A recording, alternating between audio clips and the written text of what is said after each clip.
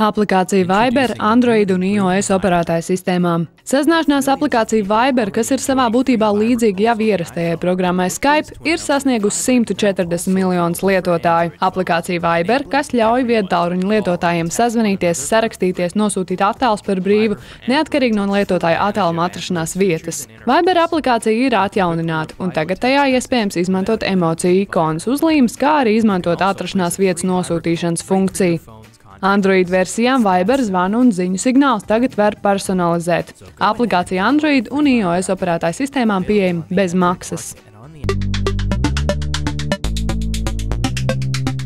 YouTube Capture aplikācija iOS operētāju sistēmām. Google iepazīstina ar jaunu aplikāciju iOS mobilo ierīču operētāju sistēmām, kuras nosaukums ir YouTube Capture.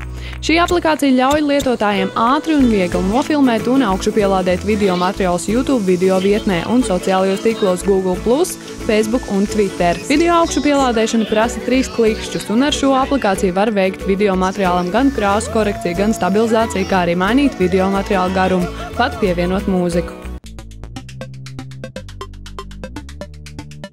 Eiropā ziņu lasīšana ir populārākā aktivitāte internetā.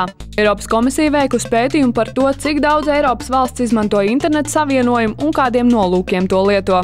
Eiropa ir sasniegusi punktu, kad internets patērētājiem ir pieejams gandrīz visur, un tāpēc ziņas internetā, sociālajie mēdīji un e-komercija ir ieguvusi lielu popularitāti.